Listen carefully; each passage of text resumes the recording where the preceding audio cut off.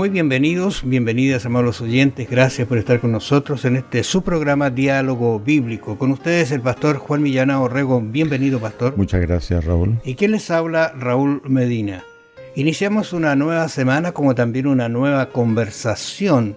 Va a ser interesante si usted no ha mirado un libro en la Biblia que se llama Jonás. Es un libro que tiene unos 4 capítulos.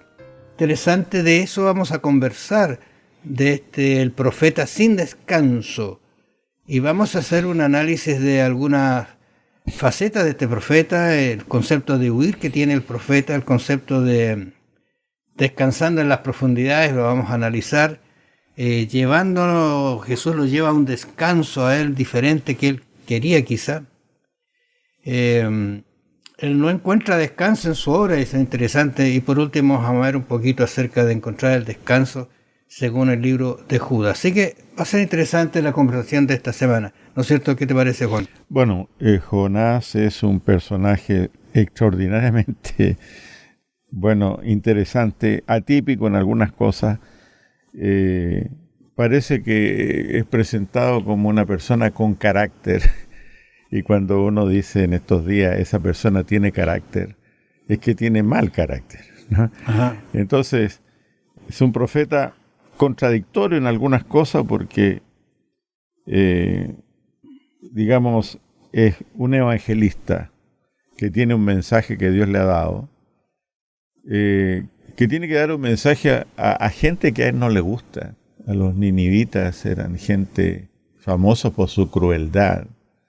Estamos hablando de más o menos 8 siglos antes de Cristo, claro. El tiempo en el cual transcurre esta narración, recibe un llamado para ir donde los ninivitas, y a él no le gustó porque estos eran sumamente crueles.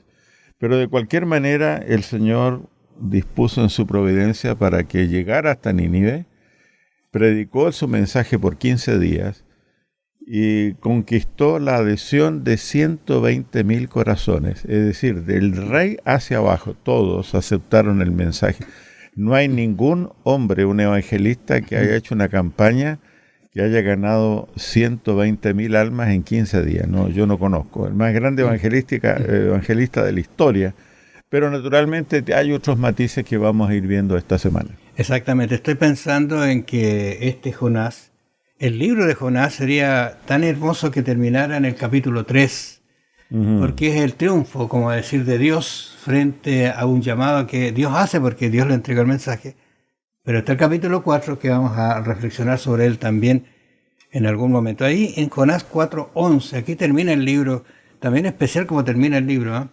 Dice, sí. Y no tendré yo piedad de Nínive, aquella gran ciudad donde hay más de 120,000 personas que no saben discernir entre su mano derecha y su mano izquierda, y muchos animales.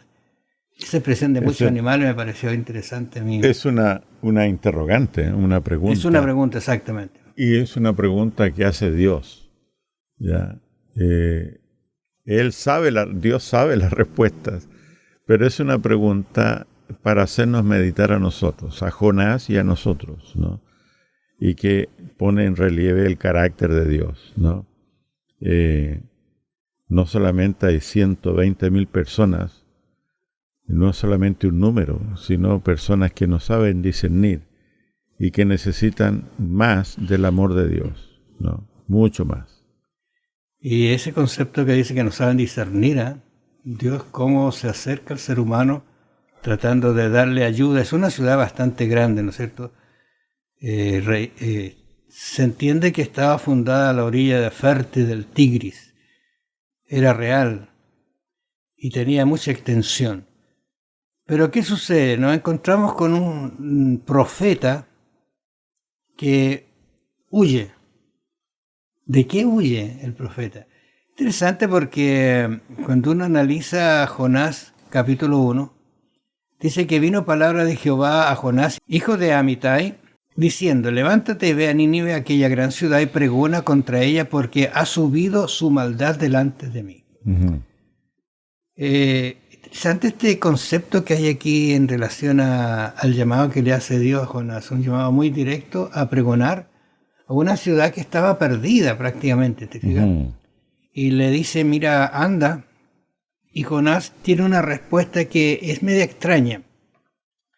Pero uno no debería ausentarse de la realidad personal, que a veces algunos llamados también son para nosotros poco entendibles quizás, para el ser humano, y huye de ellos, ¿no es cierto? Puede ser que esté pasando quizás algo parecido en algunos de nosotros, porque Dios se manifiesta de diferentes maneras, y los llamados de Él son con un propósito muy loable, muy divino. Dice, ha subido su maldad delante de mí. Pero recuerdas tú el texto que leímos, que no sabían discernir, estaban perdidos y querían, había, como decir así, en el fondo de su corazón un deseo de hacer algo mejor. Sí. Bueno, aquí se revela Dios como Dios, ¿no es cierto?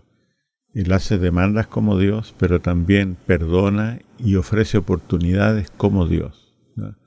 En agudo contraste con Jonás, que frente a esta oportunidad que Dios quiere darle a los ninivitas, él se enoja, él huye de esa responsabilidad. Bueno, no quiere tener o ser parte de la solución. Él en su actitud de huir se pone como parte del problema aquí, ¿ya? Pero evidentemente Dios quería que Jonás viera que él realmente no tenía ningún derecho a estar enojado sobre los ninivitas, ¿no es cierto?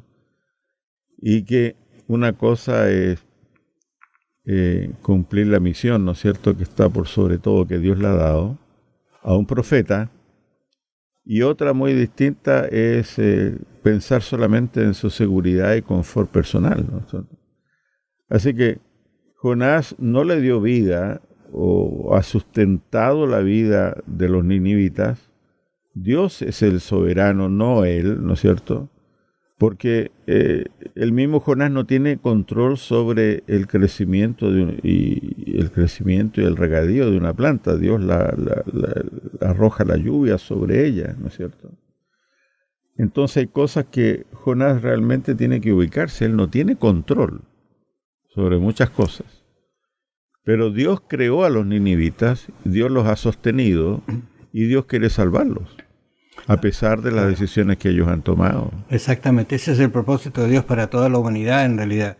Ahora uno analizando el concepto de este Jonás, él al final se encuentra sin paz y Dios quería darle paz. Voy a decir así porque hacia allá estamos hablando, decimos descansar en Cristo, ¿verdad? Eso es lo que dice nuestro propósito general, descansar en Cristo. Pero es un profeta sin descanso porque la huida no le proporciona a él descanso.